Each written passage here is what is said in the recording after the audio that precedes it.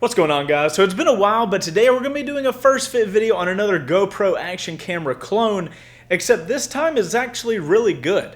It's called the, and I hope I'm pronouncing this correctly, Yeet action camera.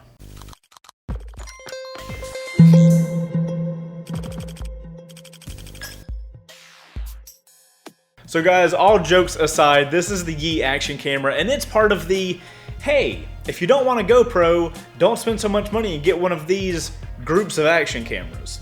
But first, let's look at some features and prices. The camera, just like the GoPro, shoots at a max of 4K at 30 frames a second and can even do 120 frames a second at 1080. I will note there is a Plus model that just came out that can do 4K at 60, so I might have to check that one out. The Yeet has a battery that they say will last 2 hours of recording, which is actually a good amount for an action camera. Also, similar to the GoPro, it has a 2-inch touchscreen on the back and has internal stabilization to keep your footage a little less shaky. Other features include built-in Wi-Fi, loop recording, and surprisingly, a 12-month warranty. So I'm wondering, is it worth saving the $210 to get the Yeet action camera? So the body of this camera is coming in pretty high level on the minimalistic scale. It's got one button. That's it. You've got one record button on the top and, well, that's all the buttons on the entire camera.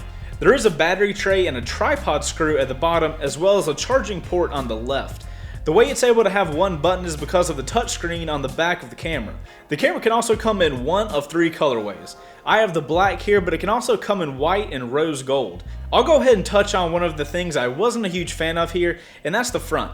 While recording with the Yeet, the dot on the record button flashes red, which is expected, but the dot in front doesn't flash when it's recording. Many of the times my second cam I used to record myself on the bike, and not being able to tell if the camera was recording was a pain. From what I can tell, the only option for that light is to be blue, which indicates the Wi-Fi on the camera is on. It also changed to a purple depending on the mode that was in. This is also a scenario where the GoPro beats the Yeet action camera by having a front-facing screen. Without having a screen on the front to tell me the basic settings, I always found myself having to run to the front of the bike, check all my settings on the Yeet, and then run back, get on the bike, and then I could go. And that might not sound like that big of a deal, but trust me, if you record a lot of cameras looking at you on a motorcycle, that gets to be such a pain in the, butt, because censorship. Speaking of the screen on the back, I was honestly really impressed. The resolution was plenty good for figuring out shots I wanted to get, and it's really helpful seeing your framing when trying to set up a shot on the side of a motorcycle. The menu on the Yeet is also pretty straightforward. I was easily able to navigate all of the different menu settings without having to look into the instructions. I will say the UI on the menu looks a little outdated, but at the end of the day it works quickly and allows me to easily make changes to settings, so I'm totally happy with it. So let's talk about batteries. The Yeet comes with a removable battery out of the bottom, just like the GoPro does, which is fantastic if you're going on a long trip and want to buy multiple batteries so you don't have to bring a charger. From some time-lapse testing I did, I was surprised that the Yeet actually lasted longer than the GoPro Hero 5 in all of the testing. Granted, different situations are going to give you slightly different results, but from what I found, with a full battery, the GoPro Hero 5 can record straight for 1 hour and 35 minutes, while the Yeet can record straight for 1 hour and 50 minutes.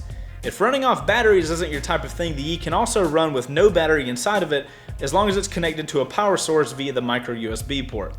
This is how I personally like to run my action camera since it makes the camera lighter and they typically run for much longer. This is also a great option for dash cams or if you want a longer time lapse of you riding.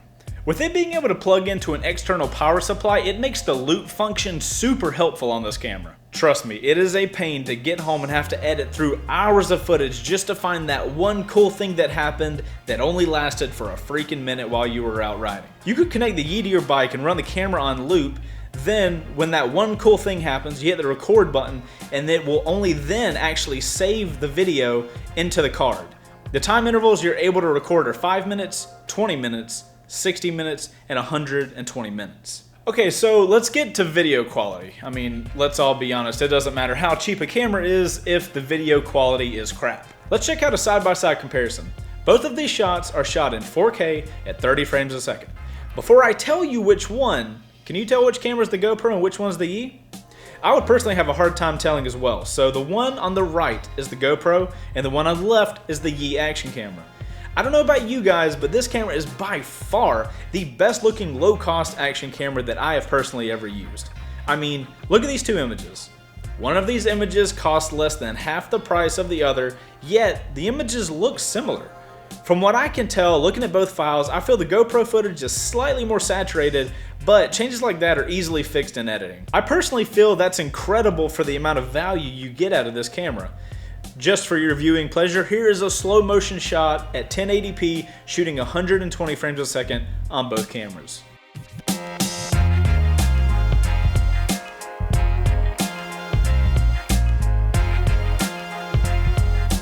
So typically when I do these videos about these lower cost GoPro Clone type cameras, I typically talk about the file size that you get out of the videos when you're recording, because most of the time the GoPro doesn't compress the files as much, which ends up with you getting a better video. Most of the time the same resolution videos will have much smaller file sizes on cheaper cameras, but in this case the Yi files are actually slightly larger than the GoPro files. What processing this camera is doing to the video is okay with me. I would much rather have larger files that look great than having small files that look like crap. Another cool thing the Yi does when recording 4K video is it creates a lower resolution file at the same time, so you're able to edit using the lower resolution file and then replace them with the 4K files before you edit. This makes it possible for you guys to edit really high-res video without having to shell out a ton of money on a nice computer to edit on. Another difference I noticed in these cameras when comparing the footage was the lack of distortion with the Yi camera compared to the GoPro, especially in their wide footage modes. Now GoPro does have different camera angle settings to give your footage less distortion, but that also crops the image in. Check out these two shots. The Yi camera and the GoPro almost have the exact same field of view, yet the GoPro shots on the edge of the frame are curved where the Yi isn't nearly as curved. I personally always thought to get shots that I wanted, I had to put the GoPro in super view. But this little Yi camera is actually proving me that that's not always true. So guys, I know I've been talking a lot of good about this Yi action camera, and I don't want you guys to think that it's some perfect camera, because there are definitely areas that the GoPro does beat this camera out in. First off is build quality. Now this isn't to say the Yi feels cheap, because that's not the case at all. The GoPro just has a much more hefty feel to it, and it feels like it could withstand more abuse than the Yi could. Speaking of this, the GoPro is also waterproof without an external case. This is a huge win for GoPro, especially depending on the type of action shots you want, or if you don't want to worry about riding through the rain and your camera getting messed up. Granted, there is a housing available for the Yi just like the older GoPros had, but I personally love the GoPro being waterproof with no housing, because that's one less thing I need to worry with. Another, albeit not so important, part the GoPro has that the Yi doesn't is voice commands.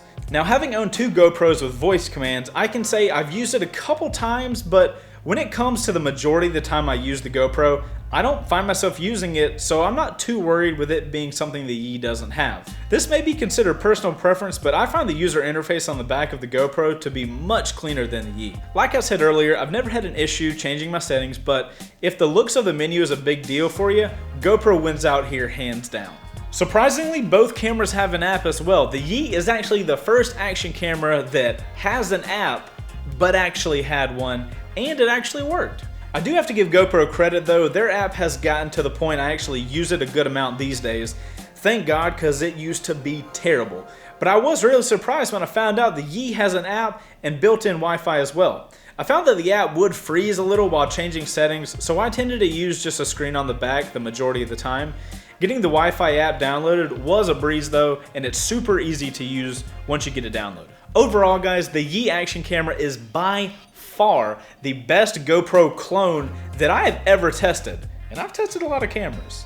It comes in at less than half the price of the GoPro, and while it might not be overall as polished as the GoPro, it should most certainly be a contender when you're looking into your next action camera. I can tell you after playing around with the Yi action camera, I without a doubt want to get my hands on the 4K Plus model that can do 4K at 60 frames a second. Should you get the Yi instead of the GoPro?